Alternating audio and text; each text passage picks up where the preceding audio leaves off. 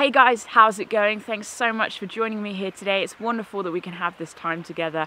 Obviously this is a little bit different. For one, I'm not lugging around a ridiculously heavy backpack across the country, but I have the privilege of standing here chatting with you guys about something that's very important to me.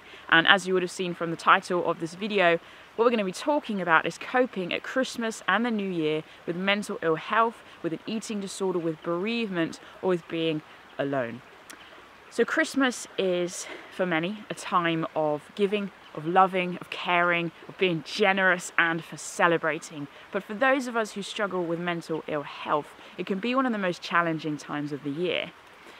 That being said, I do think most people find themselves stressed out to some degree by the high expectations people may have of us to show up to gatherings, to eat more, to drink more, to be merrier, maybe even spend more than we can afford. There seems to be pressures from all around us, from advertising to events, from films to the Christmas music, that at Christmas we're meant to be happy, and if we're not, then we're likened to Scrooge.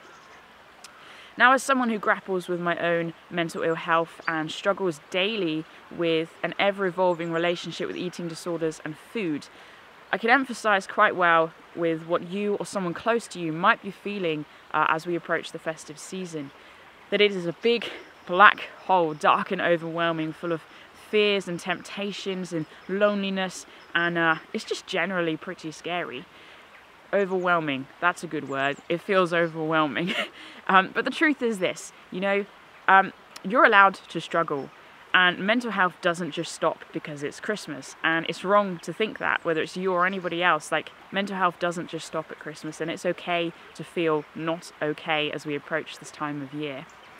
In fact, let's just give you a little pat on the back. It takes a huge amount of courage and determination to take on the festive season with your illness alongside. And that is a courage and a level of strength that I wholeheartedly believe both you and I possess. I know that we are not alone, we're in this together, and I think it's really important that we compassionately pull together and keep moving forwards one small step at a time towards those better days. And it's even better if we can stand together through that. So basically, I was just doing some research into coping at this time of year for myself and for others close to me, and I had it on my heart to share some of the findings that I've come across. The overriding thing that all these articles were emphasizing is basically planning ahead, the importance of being prepared as we approach Christmas and the New Year.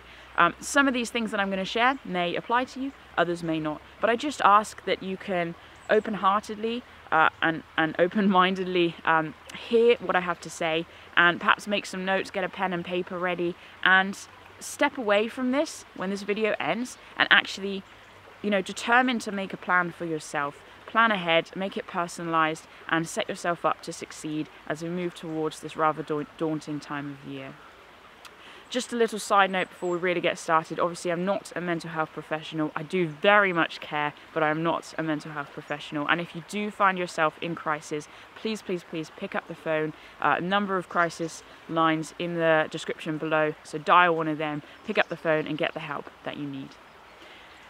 So everything we're going to be talking about today is a form of self-care. You are here literally trying to work out a way that you can look after yourself through this time of the year. And a lot of these things actually you can carry on throughout 2019 and the following days and hours actually that come.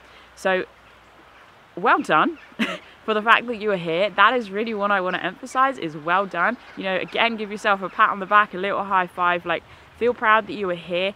It is incredible, you are incredible, and it's just wonderful that we can have this time together. As I said right at the beginning, I really do thank you for being here, and thank you for taking these steps towards owning your health and bravely choosing to move forwards into this space. Okay, so we've already touched on asking for help. Let's start there. We're starting in lots of places, lots of starting today. But basically asking for help. So obviously you've got your crisis teams if you need them, the helplines, there's Mindline, there's Samaritans, there's all sorts depending on where you are in the world.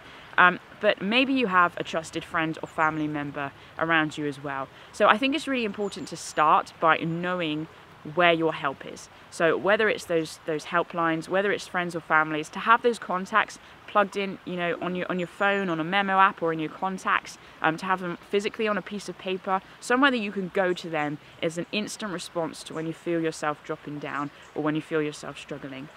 Then if you hopefully have got those people that you already have that relationship with, who you trust and who know your journey, you know, it is great. Those people are amazing. Let's just be honest. Our support network, like, thank the universe or God or whoever you thank for those people.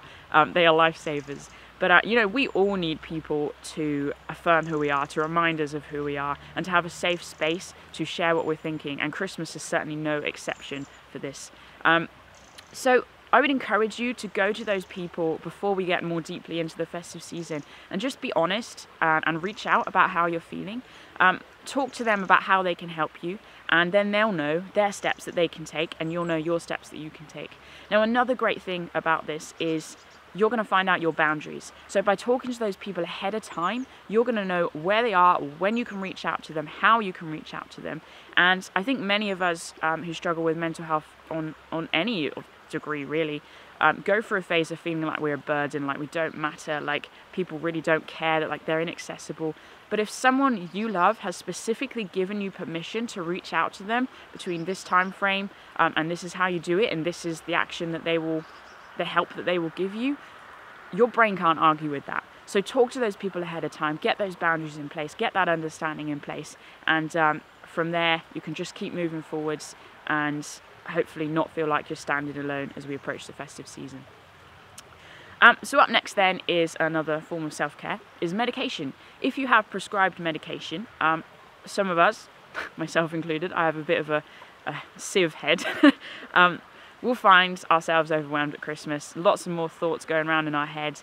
Racing thoughts are a big issue for myself personally. I know is something a lot of other people deal with. So trying to remember to take my medication can be like, oh yeah, that thing, forgot about that. And a lot of people find the same. So setting alarms on your phone, you know, reminding yourself to take that tablet. If you take it in the morning, have it there. When you wake up, first thing, do it. Boom, tick that list off, or tick that thing off. That could be the only thing on your list, I don't know. If it's in the evening, again, by your bed. If you have it in the day, just keep it with you. To set those reminders on your phone, hold yourself accountable to this. If you do need a list to tick off each day, make sure you've taken the medication you're supposed to take. It's really important you stick to what you're supposed to take and take it when you need to take it.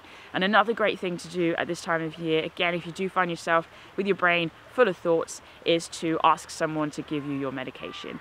Whether it's a family member, someone you're living with, whatever it is, someone you're going to see each day, or whenever you need to take that medication, they can give it to you. And basically, it just means you can step back from worrying about that just for that time frame, and hopefully they'll be happy to help out as well.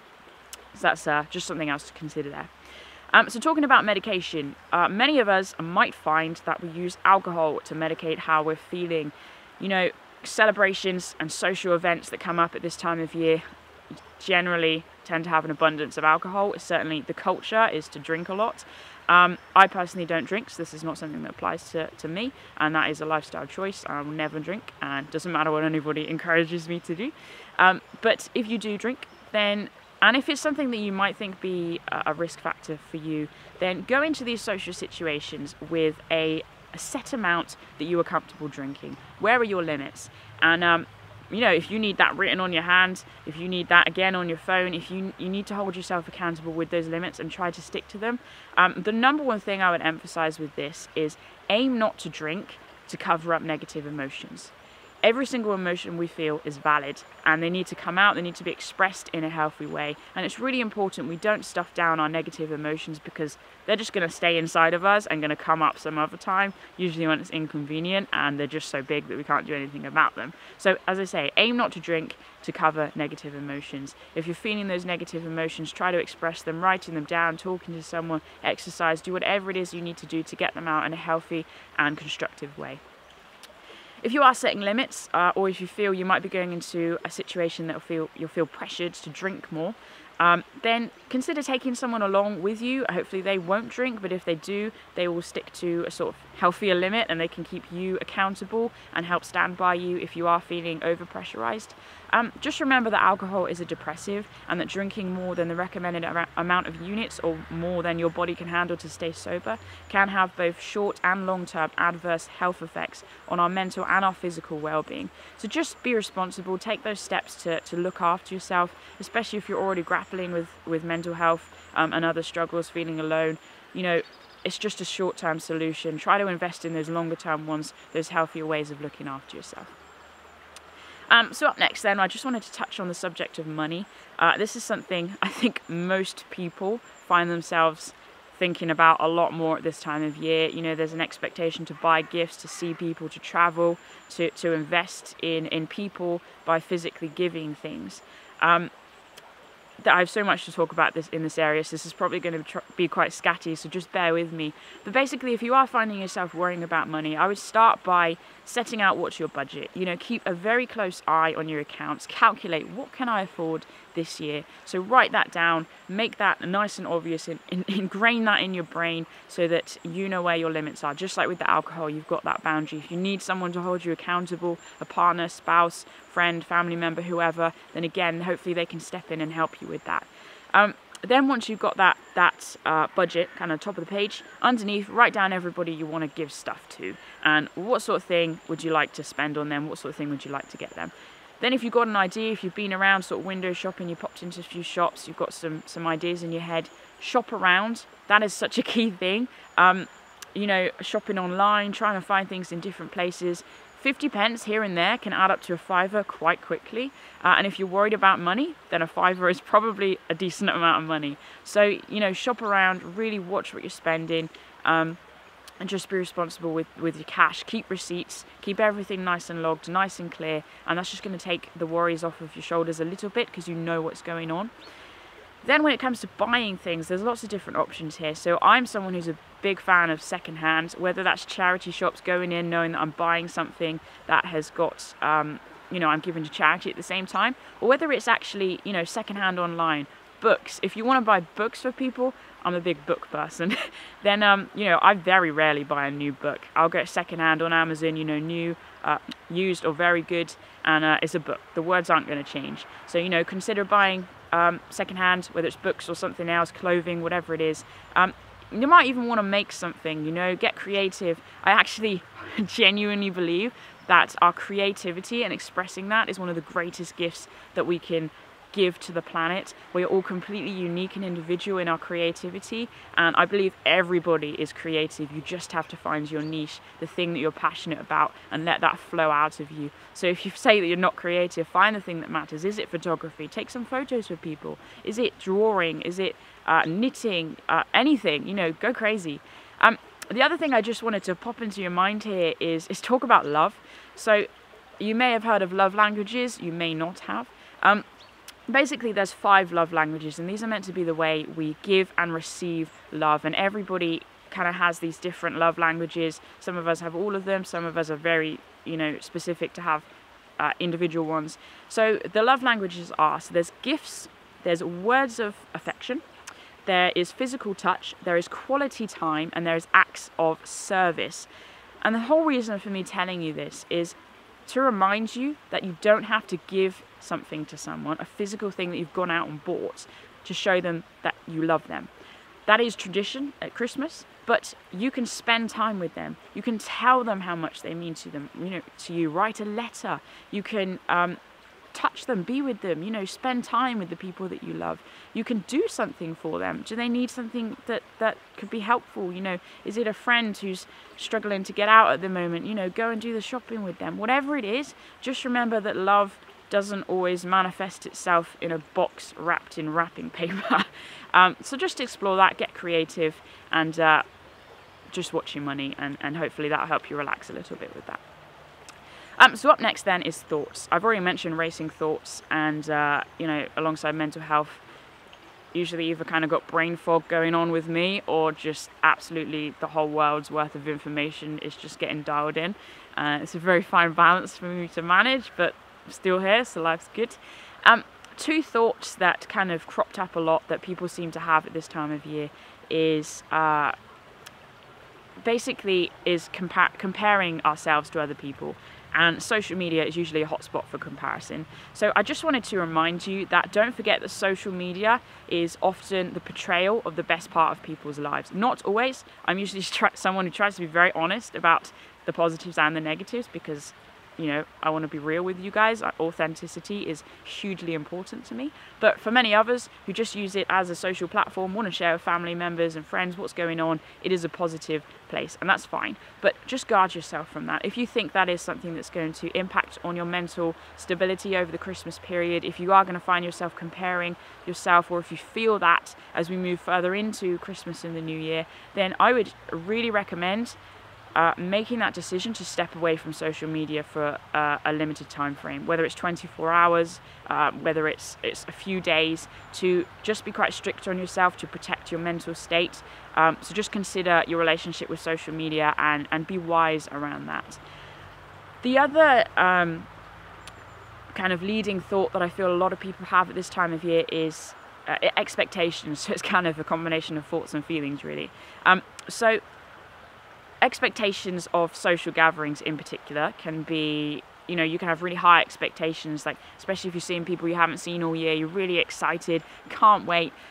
Just always think about the realistic thing that's going to happen, not always the worst or the best. And the same goes with if you're seeing people that you really don't want to see.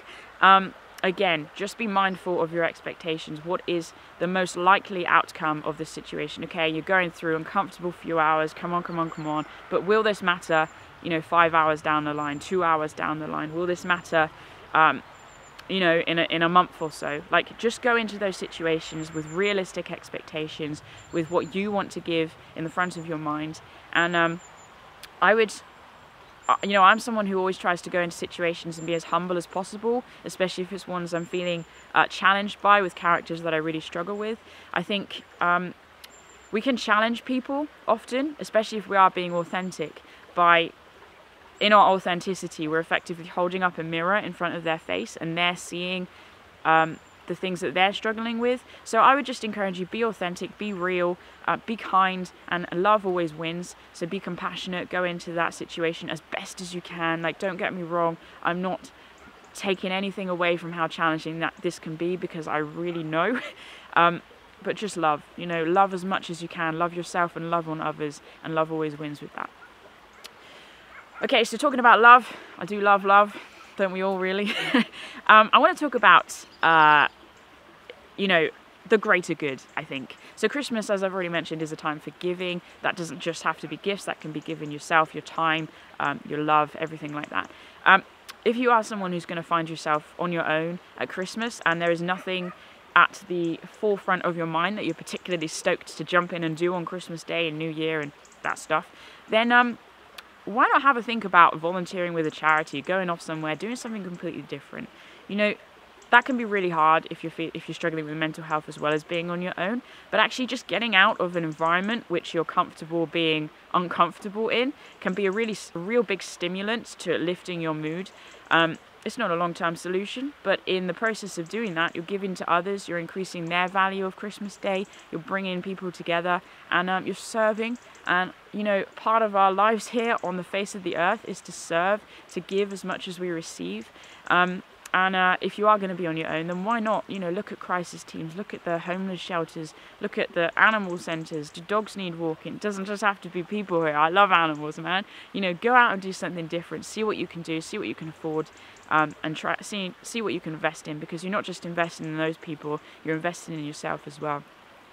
We all have this responsibility to remember that we're part of a bigger picture, that our lives matter, that we have value. There is not another one of me, there is not another one of you. And if you can't, if you're not going to be on your own, if you haven't got the time to go away and do that sort of stuff at Christmas, then something I do year round, not just at Christmas, but this is something I've wanted to share for a while, is basically every single day do something that brings me out of myself, that again reminds me of my bigger purpose, that reminds me of that bigger picture. So this can be environmental stuff, this can be things for people, but to consciously do something that you're giving outwardly for, that you've made that decision, you know where that root is, that it is love, it's compassion, it's self-care at the same time as caring for others, is absolutely transformational. It's such a healing process, and it gives your life such a sense of purpose. Things that I'm talking about here, so let's have a look at the environment first of all, something I'm so passionate about, so I'll reel off a few ideas and try to limit that. Things like wrapping papers, wrapping paper, what is it? I think it's, I'm not going to go statistics here, but I'm going to go statistics for 1 second. Something like enough wrapping paper to wrap around the earth like 30 times is used at Christmas or something. And that is just like, what the fuck? I don't understand.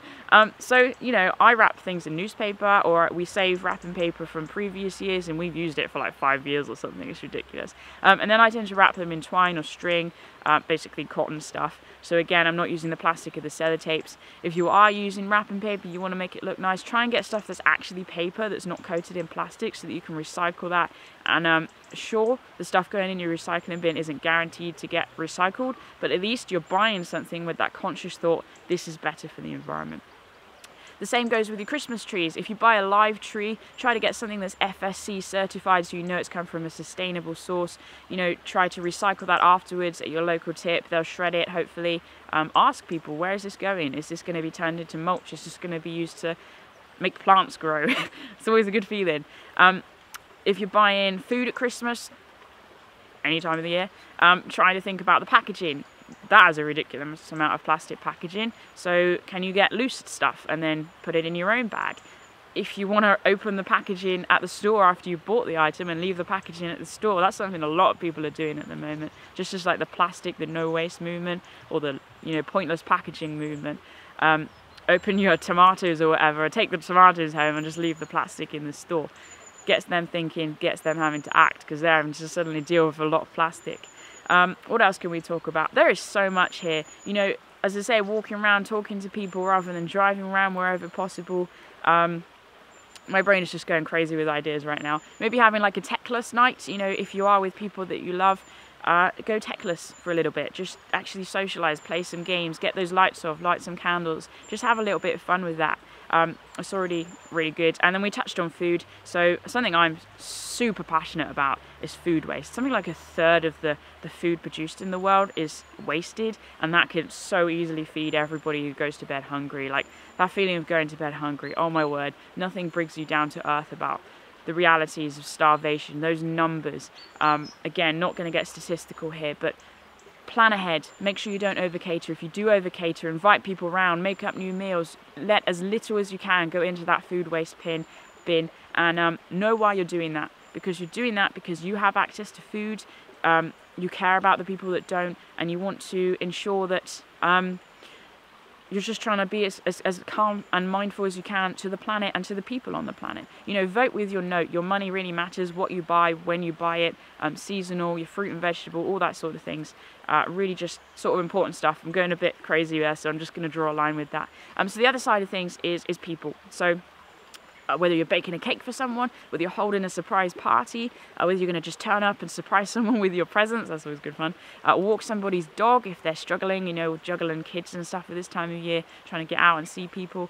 Just think about what could people appreciate, and go and do it. Don't be afraid. Just step out into the unknown, and sometimes it's really frightening. One of the things that I get really scared to do, but sometimes I'll be like stood in the queue shopping, and then my head will go, just pay for that person's shopping who's in front of you, and I'll be like, please don't make me do this. But no, like it doesn't go away. A number of times I've just gone, yeah, I'm not gonna do that. But then left the store and it plays on my mind, and then the next time I'm there I'm like, oh great, here we go again. So to buy someone's food is, I'm not exactly rolling in it, so that's another incentive. If you're putting donation in a money pot, like what's worth more, someone's 10p who only has 10p, or someone's 100 quid note who's got £1 million? Let's be real about this here, people. Giving is so important, but make sure you receive as well. Open yourself up to receiving. Okay, so just gone kind of crazy onto that subject. Let's move on to food. So as someone who struggles with eating disorders come in all flipping shapes and sizes. Let's be real here. There's a lot of different terms that are floating around. It gets really confusing. But generally, if you just have a relationship with food that you're struggling with, then let's just call that an eating disorder, okay? And Christmas, these celebration times come with a lot of food, an abundance of food. and that can be intensely frightening. It's something I'm certainly most nervous about. So for everybody, I think this is just generally good practice. Go into this season, go into these events with, you know, if you're fine with food or not, allow yourself those Christmas treats. But also try to get in as much fruit and vegetables as you can. That, you know, think about rainbow colours, getting in your 5 a day. It's kind of bare minimum really. But just trying to get that variety of fruit and vegetables. But it's not just for your nutrients, your vitamins and minerals, for the water content. Keeping your mind and body functioning well, looking after your gut microbiome, your gut bacteria, which is just going to help with that relationship with your brain. But then it's also things like, you know, your proteins, your omega-3s, your complex carbohydrates. It's just getting in that healthy diet, high fiber diet that's just going to help your body keep it processing and functioning in a nice way alongside the Christmas treats. You know, be mindful of your sugar intake, be mindful of your caffeine intake. I'm not saying like limit things unless you want to set goals, and if you do, make sure they're achievable. Just try not to obsess, free yourself as best as you can. Obviously obsessing is something many of us are quite good at. But again, just allow those thoughts to come in, no judgment. Mindfulness is something I'm very passionate about, and meditation, and one of these analogies I really love is basically if you're sitting there quietly, we'll come on to mindfulness and meditation in a minute, but it's just allowing those thoughts to flow. It's imagining you've got a river and each thought is like a leaf, and you just kind of watch it go by. You don't think about the shape of the leaf. You don't think about, oh, is it going to stink? Is it going to, you know, rise up? Where's that leaf going to go? Just look at the leaf. Oh, there's a leaf. Like, oh, there's a thought, you know. And just try to really free yourself from your thoughts and emotions as they're coming and going. If you are struggling with a restrictive eating disorder, then the main piece of advice I have to give you is think about what you can manage and just try and take on that. Don't think about anyone else's expectations, because this is about you and your relationship with food. And I think it's really important that we do set those little goals. And remember, little goals. You can have a big goal, which can be recovery or maintenance of a healthy place, healthy foundation. But then along the way, we need small, medium and long-term goals. So we're talking small-term goals. Okay, so, you know, what can you manage on any given day? What feels take-onable for you, approachable, doable. Hopefully you'll have somebody alongside you who can just help you work with that. If you are feeling overwhelmed, this is for anybody, if you're feeling overwhelmed, make sure you've got in the back of your mind that safe place you can go, and make sure you know where that place is ahead of these times. Is that going for a walk around the block? Is that sitting in the garden? Is that going to your room and just listening to some music or writing down how you're feeling? Have somewhere you can go and that you can express. I'm somebody that just needs to be around the natural space, so, or, you know, natural places, so I'll go out for a walk. But whatever works for you, and make sure you know what that place is ahead of time.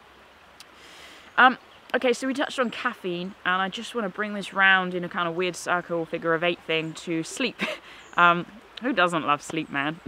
But don't get me wrong, it doesn't come easily for everybody. But sleep and rest is vital for our mental and our physiological functioning. Try to be mindful of how much you're sleeping. You know, 8 hours is genuinely a really, you know, solid figure to try to aim for. Obviously with celebrations and social events, you know, staying out late, getting up late, our kind of sleeping clock gets a bit messed up. So just try to be as consistent as you can when those events aren't going on. You know, go to bed or get to bed at the same time and get up at the same time, regardless of how you're feeling, and just get to bed a little bit earlier the next night. So always try to get up at the same time. Try to move, try to get some sunlight first thing in the morning. Make sure you're getting enough fluids in, but do just be mindful of your sleep and do everything you can to make your sleep as quality as you can. So, you know, creating a restful environment, listening to the sleep stories on the Calm app, that's always quite fun. You know, whether you need the sound of running water or the wind in the leaves or campfire, yes, or whatever it is that you need, just try to get those things in place that are just going to really help your body relax. They're going to help your mind relax, free yourself from those thoughts, and hopefully you'll drift off into some sleep. Okay, so we're getting there with this. We've just got a few more points left to explore. So we've already talked about creating a safe space, maybe going for a walk, but I just really want to build more on getting outside and the importance of getting outside every single day. You know, I can't make a video without talking about being outside, and I'm outside right now, so life's good. But basically, even if it's 5 or 10 minutes, getting outside just works wonders for our mind and our body. especially if you are, as I've already mentioned before, in a natural space. Can you hear the birds singing? You know, can you hear the wind in the trees? Is there a river? Can you look at the grass? Can you see the sky? Whatever it is, just try to really be mindful of the natural spaces around you. It's even better if you can get out and move and exercise. There's so many scientific papers out there on the benefits between exercising and helping our mental health, whether we're maintaining a healthy space with our mental health or improving our mental health. Exercise can work wonders. And I'm not just talking about high intensity aerobic stuff, you know, rugby, jogging, running, whatever it is. This can be just going for a walk. I love walking. I'm going to talk about walking, I'm sorry. This can be just you know, practicing that mindfulness. It can be yoga, it can be tai chi, but just think about an exercise that you like to do. Maybe it's something you do year round already, and just create space every single day to do that, maybe in a natural environment as well if you can. One thing I really want to just pull that back in and mention is obviously one of the main symptoms of depression is you no longer enjoy what you enjoy, and getting yourself to do exercise is, honestly, it can be one of the most frustrating things when someone's telling you, oh, you know, you're struggling with a depressive disorder. I've heard exercise helps with that. Why don't you go and depress? And it's like, yeah, that's not gonna happen, is it? No energy, no motivation, no drive. I get it. I'm in that place nearly every single day. And I just want to say, like, give you a hug right now, because this is the worst feeling, especially when you want to do something, but your will is not engaged, your body's not engaged, and you can't. You just, like, I'm always someone who watches my words, and saying can't sounds like really counterintuitive, but it does just feel like you just can't do it. But think about what you can do. Don't focus on that can't. You know, remember, small steps, tiny steps. What can you do? Can you just look out the window then? What can you see? What can you smell? What can you touch? You know, if you can get outside and sit in the garden, again, what natural things can you see? Just try to really focus on those things. Okay, so I can see, you know, the branches of the trees. I can see that it's brown and it's got some green lichen on it, and some of it's grey, some of it's orange. You know, really try to hone that down. Is it crusty? Yes, it looks crusty. Is it wet? No, it's not wet. You know, really break that down. Just take that time, take that space. Hopefully that's something that you can manage. And just remember this little memo. Action before motivation. We don't always feel motivated to get up and out of bed, but we do it. And usually the best way we can do that is to simply do it before we feel unmotivated.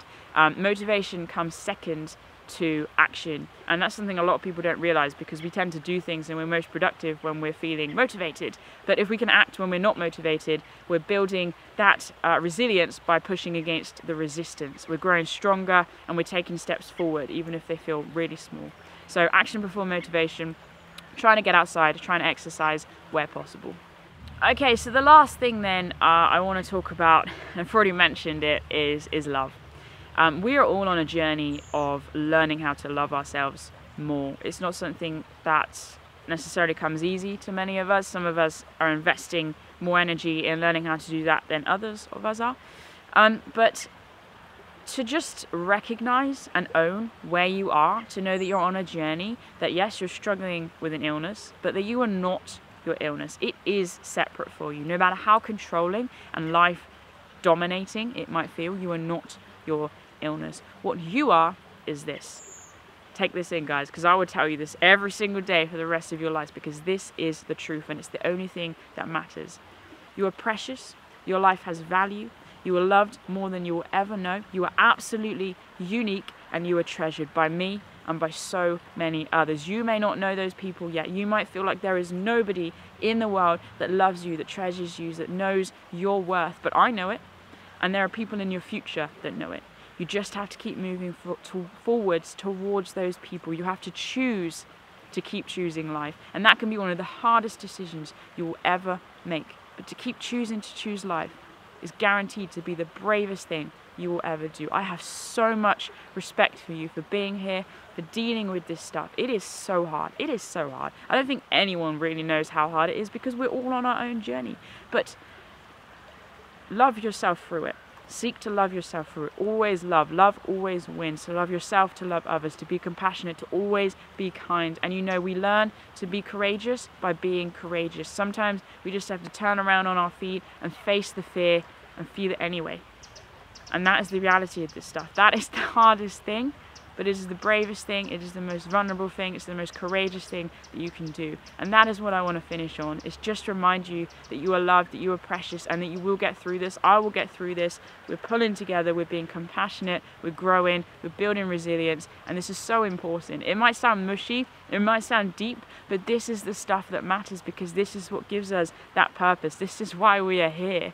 And we are all connected. We are not isolated individuals. We are one big community. And sure, there's things we'll agree on, there's things that we won't, but let's pull together at this time, especially as we move into Christmas and the new year, and let's just move forwards and stand together and grow together as well. So that's it from me, guys. Thank you for sticking with me. Lots of stuff thrown out there. Obviously, there's so much more as well on the internet. Do have a look at, online. Just be careful of any triggers and stuff. But remember those crisis teams. If you are going to be on your own, finding maybe social media can be used as a benefit. Try and connect with some groups and make some connections on there, talk to people on there. You can always comment on this video. Please, can we keep the comments to this positive? If you've got anything that I haven't shared, any other ideas, please share them. Let's help each other out. Let's encourage each other, and let's just keep standing together and moving forwards together. So guys, enjoy Christmas as best as you can. Free yourself up. Love yourself, love others. And I'm pretty sure next time I see you, I'll probably be sweating it out, climbing up a hill or a mountain somewhere, either getting snowed on or sunburnt. So look forward to that, and I'll catch you next time.